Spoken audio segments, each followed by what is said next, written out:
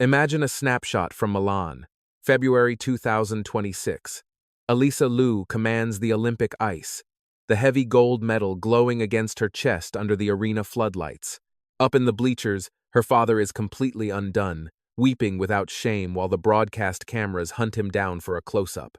The internet devours the clip instantly, but if you study that freeze frame, you'll notice a ghost in the machine, a massive, glaring absence.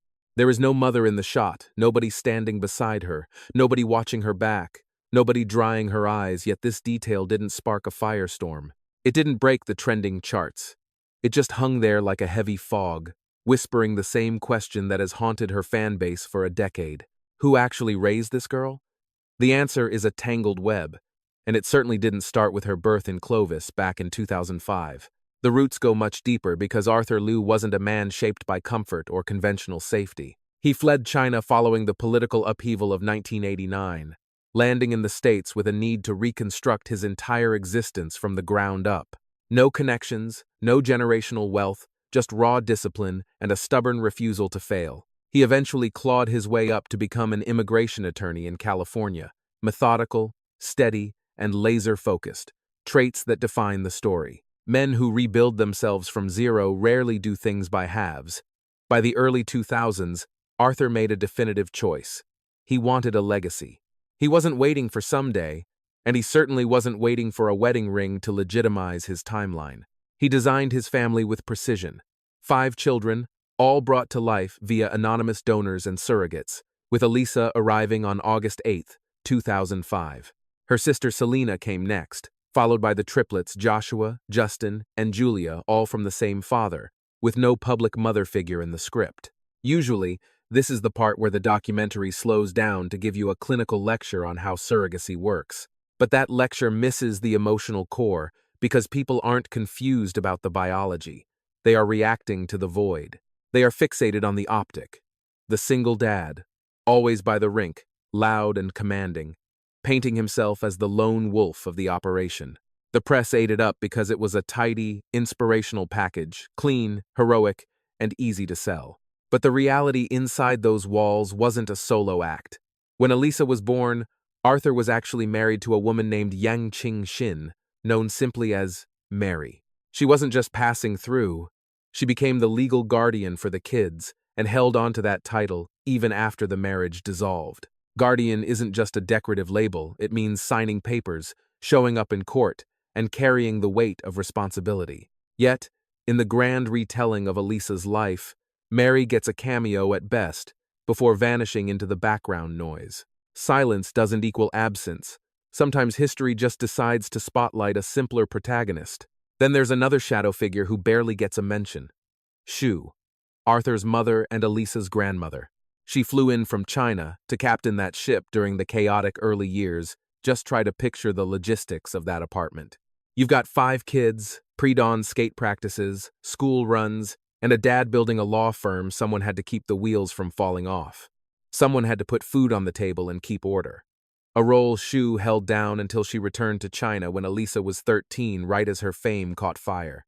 Losing a caregiver at that pivotal age leaves a mark on a teenager that no camera lens can capture. This is where the plot gets thick, because Alysa has never once claimed her childhood was empty or lacking. Watch her interviews, she is steady, composed, and completely at ease with her history. She's even gone on record saying her dad laid out the whole birth story when she was 8 years old. There were no skeletons in the closet. That kind of honesty is the glue that holds unconventional families together. Kids break under secrets, not under differences. Yet, logic doesn't stop the gut reaction people feel when they see that podium shot. Where is her mother? Maybe we're asking the wrong thing. Why do we demand one woman to embody the role?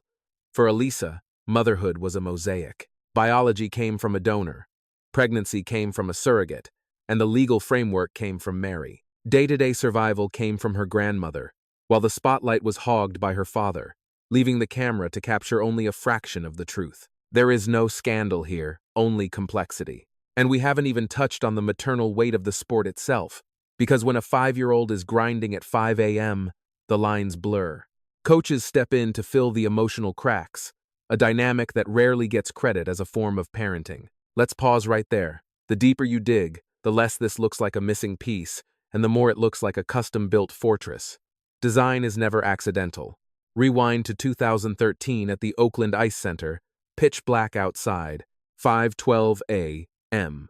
The digital red glare of the clock, the hum of fluorescence, and that specific biting cold that only exists before sunrise. Alysa is just 8. She's a tiny thing with helmet hair and skinny limbs, blades looking too heavy for her feet, drilling jumps while the rest of the world is tucked in bed. Her dad is watching from the bleachers, that's the image everyone knows, but the camera misses the entire ecosystem keeping them there. The chaotic school runs, the scramble of siblings fighting for bathroom time, those feverish dawns where a sick kid anchors you home. Arthur was involved, certainly, but the man hadn't mastered the art of being in two places at once. It is easy to flatten this into a heroic single dad script, but pulling that off? That takes serious logistical scaffolding. Mary Yan Qingxin didn't just vanish. She stayed legally bound to that brood long after her marriage to Arthur dissolved. It is not a plot twist made for headlines, but it is accurate. Retaining guardianship over 5 kids isn't a gesture, it is a commitment to consistency. Legal filings make for dry reading and never go viral, but they are the bedrock of reality. There is a massive canyon between skipping a press junket and being missing from a child's life. And that brings us to Shu. Arthur's mother uprooted her life in China, relocating to California to help rear the pack. Reports paint her as a steady fixture right until Alysa turned 13. 13. That age is pivotal. That is when the teenage years start sinking their claws in and your sense of self begins to warp. Peer approval becomes oxygen. Insecurity takes root. And just as Alysa started grabbing national spotlights, that matriarchal anchor returned to China. No one spun a tragic yarn about her leaving. It simply happened. But a child feels that timing in their gut. Now, pull the lens back a bit. Figure skating burns through cash. Industry insiders estimate that elite training bleeds a family dry, costing anywhere from $20,000 to $50,000 annually. Once you tally up the travel, the routines, the rink fees, and the sequins. And remember, 4 other kids were trying to grow up under that same roof. But forget the money. Time is the commodity you can't restock. Arthur was the general driving, negotiating coach swaps, handling the strategy, but a home needs more than just a schedule. Clothes need washing. Food needs to hit the table. Someone has to check the math homework. Someone has to catch the tears after a disastrous practice session. Mothering isn't always performed rinkside for the cameras.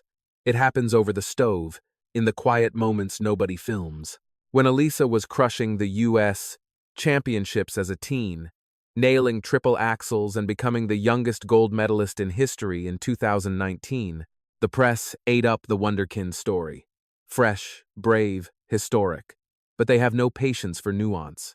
Complicated backstories kill the momentum of a highlight reel. But let's look at this from a different angle. In June of 2022, at just 16 years old, Alysa dropped a bombshell. She was quitting competitive skating. She was simply done. She wanted the mundane classes, a social life, the milestones she'd sacrificed. That doesn't sound like the desperate plea of a kid raised in turmoil. It sounds like a young woman who knows exactly who she is.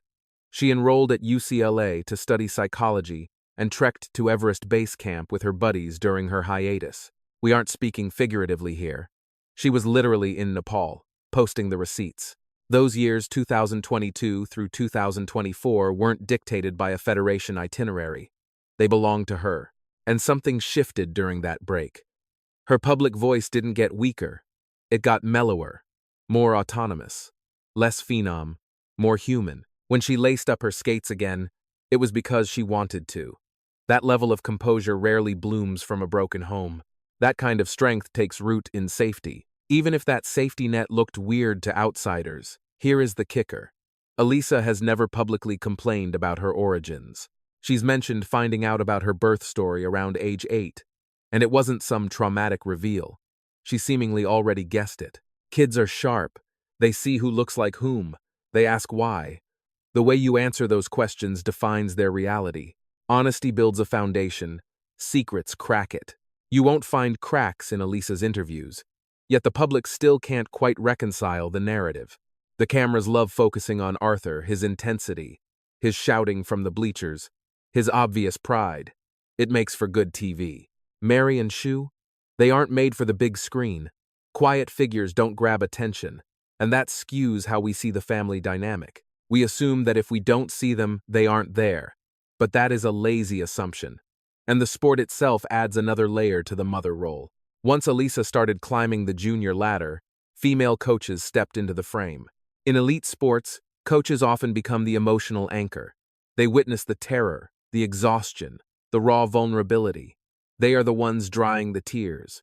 That isn't biological mothering, but it builds grit. Alysa didn't get to the top in a vacuum. Her success was constructed layer by layer. Inside a home that defied the norms, raised by a father molded by political banishment and strategy, surrounded by siblings navigating that same strange ecosystem in their own ways. Yet, everyone fixates on that one snapshot from the Olympics. No mom in the frame. But perhaps the problem is the framing itself. Maybe the lens was just looking in the wrong direction. We haven't even scratched the surface of the psychological depths, yet the stuff buried under identity, culture, and the stories we tell ourselves. That is where it gets complicated. When the conversation turns to Alysa Liu's mother, there is a heavy silence, an unspoken subtext that goes deeper than simple biology. The real question hovering in the air is about absence, a shadow cast over the image of a teenage prodigy ruling a merciless sport. We witness a father defined by sheer intensity, a man often painted as unyielding and relentlessly focused. Within that stark picture, human instinct frantically searches for a counterweight, a softening force to balance the scale. We look for a visible mother, forgetting that emotional stability isn't always captured in family portraits. Sometimes it is absorbed in the quiet years before memory takes hold. Born on August 8, 2005, in Clovis, California, Alysa was already carving up the ice in Oakland by the age of 5. A meteoric rise like that is never an accident. It is built on a bedrock of rigid structure, endless routine, and ironclad commitment. It demands a mastery of one's own heart. For elite figure skating offers no mercy, the ice is hard, and the judges are even harder. In an arena where adolescent girls are scrutinized in real time, any crack in her psychological foundation would have shattered under the lights. Yet, the world marveled at her eerie calm. Even as a 13-year-old landing triple axels at the 2019 U.S. Championships, panic was nowhere to be found. She never moved like a child begging for validation. She skated with an unshakable, anchored resolve. That grounded nature is fascinating, precisely because children nursing deep wounds of rejection usually radiate a chaotic, frantic energy. They vibrate with tension, forever hunting for approval, but Alysa projected none of that. Let us shift our perspective for a moment. Arthur Liu made a deliberate, public choice to utilize Caucasian egg donors, aiming to raise children who were biracial Chinese and white, navigating the American landscape. We rarely analyze that decision with the nuance it deserves, for it was anything but arbitrary. It was a calculated move, implying deep foresight regarding identity and strategy, with the timing playing a critical role. In the early 2000s, with post-9/11 America gripped by fierce debates on immigration and assimilation, Arthur was doing more than simply fathering children. He was engineering a future, executing a plan that felt almost architectural in its precision. And architecture betrays a world view. After surviving political storms and rebuilding his life as an immigration attorney, he designed his family with the same intentionality. This is not the work of a chaotic parent, but the blueprint of a mastermind. Here, the narrative falls silent. Mary, the legal guardian, remains a ghost in the media, absent from the tearful confessionals. She offers no retrospective wisdom on Alysa's upbringing, a narrative void that tempts the public to reduce her significance to zero. Yet, we forget that silence often serves as the ultimate shield. Complex families involving divorce, surrogacy, and 5 siblings frequently forge tacit pacts of secrecy, particularly when one member ascends to national fame. The skating industry loathes complexity, preferring the marketable simplicity of a single father and his prodigy, a story that fits in a box. However, even as Alysa began her climb through the competitive ranks, reports noted that her grandmother, Shu, was a live-in anchor for years, only departing for China when Alysa turned 13 just before the fame became blinding. One must ask what kind of emotional rewiring was necessary to survive such a departure. Yet there are no records of anguish, no public meltdowns, only the ice and the performance. Fast forward to 2022, Alysa retires at 16, a move that shocked the world far more than her athletic feats ever could. Fresh off a strong, composed finish at the Beijing Olympics, she simply walked away, declaring with finality that she was done. She sought a normal life, a statement that lands with the weight of a sledgehammer. Titans of sport rarely quit at their zenith unless their internal compass is spinning wildly. But the silence between her words is what truly screams. She cast no blame on her father, nor did she voice a shred of bitterness about her upbringing. Her childhood was not painted as a prison of forced sacrifice, but as a path of agency and choice. She pivoted to UCLA for psychology, forged bonds far beyond the rink, and scaled to Everest Base Camp in 2023. The mountain was no metaphor. It was a literal testament to her physical dominance outside the manicured ice. Over those 2 years, a subtle thaw occurred in her interviews, her guard lowered, replaced by a gentle warmth. This radiance did not spring from unearthing a secret mother, but from the blossoming of her own expanded self. Society anticipates that children of anonymous donation will be riddled with existential angst and confusion.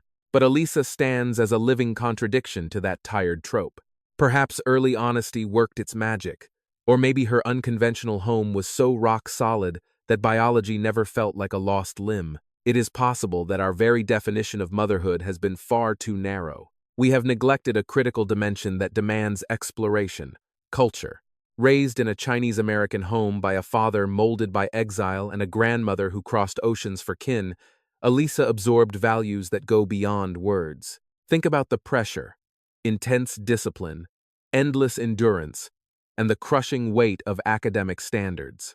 Now, imagine carrying all that while being biracial in California, trying to break through in a sport that has practically been owned by white skaters for a century. That kind of environment layers your identity, and if you're lucky, those layers harden into pure resilience. But good luck trying to squeeze that kind of nuance into a 5-second clip during the Olympic broadcast. When she finally made her comeback and took the ice at the 2026 Games, the narrative had shifted. She wasn't a girl with a missing piece anymore. You were looking at a complete person. But let's be real, becoming whole doesn't just happen by accident. It is engineered. And that construction project involved way more hands than the cameras ever showed us. We need to talk about that hidden layer. It's the stuff you won't find in official documents or post-game interviews. It lives in that awkward pause when society realizes a family doesn't look the way it's supposed to. Honestly, our obsession with that gap says a lot more about our own insecurities than it does about her. There is a reason we can't seem to let this go, and it's not because there is some great mystery to solve. The cards have been face up on the table the whole time. Here is the reality. Alysa Liu came into this world via an anonymous egg donor and a gestational surrogate. Her father, Arthur, raised her and her 4 siblings out in California. Then you have Mary, who stayed on as a legal guardian even after the marriage ended, and her grandmother, Shun, who was a daily fixture in their home for years before heading back to China. None of this is classified information. So, why are people still whispering? It's not because they don't understand how babies are made. They are reacting to a ghost in the story. Think back to that moment in Milan, February 2026. The gold medal, the blinding arena lights, Arthur weeping in the stands. It was cinematic gold. But Hollywood endings love to erase the messy details. The headline practically wrote itself: "Devoted single dad sculpts Olympic legend." Sure, that explains part of it, but it's not the whole truth. There is a massive canyon between what looks good on TV and what actually builds a human being. You have to understand the machinery of American sports media. They love shoving parents into boxes. The stage dad, the soccer mom, the tyrant, the cheerleader.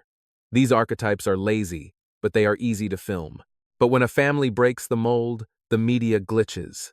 There is no easy camera angle, for it takes a village. There wasn't one specific woman to zoom in on, and when the public can't find a face, they assume there is a void. But distributed love is still love. Check the history books. Back in 2019, Alysa smashed records as the youngest national champion in ages, just 13 years old. Suddenly, the world was watching. The microphones got closer, and the expectations got heavier. This was right when the sports world finally started getting real about mental health. 2 years later, Simone Biles would pull out of Tokyo, and suddenly, the entire country was talking about the cost of greatness. Alysa was living on the razor's edge of that cultural shift. She hit peak fame right before it was okay to say "I'm not okay," and she walked away after Beijing in 2022. That exit wasn't a coincidence, even if it wasn't a scandal. She made her move just as young athletes were starting to realize they actually had a choice. That context is crucial because when she retired at 16, it wasn't a teenage rebellion or a mental collapse. It was a power move. And you don't get that kind of autonomy from neglect. You get it from a rock-solid foundation of security. Now, let's pivot to something most people miss: Arthur's own backstory. Fleeing China after the Tiananmen Square crackdown, rebuilding from nothing in the States, becoming an immigration lawyer. The man is a masterclass in resilience through structure. You better believe that mindset bled into their home life. It was all about order, grit, and playing the long game. But strict rules alone don't make a stable kid. Usually, that much pressure creates cracks. But Alysa? She never looked broken. She looked like someone who could quit, go climb a mountain, and come back whenever she felt like it. That kind of confidence comes from deep roots. Maybe it was Mary's quiet support during those formative years. Maybe it was her grandmother's cooking and steady rhythm.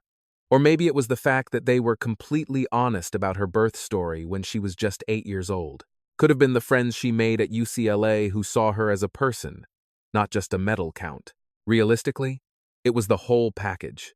And this is where the conversation falls apart when people ask, but who is her real mom? That question assumes there is only one answer. But her story isn't a solo act. The genetics?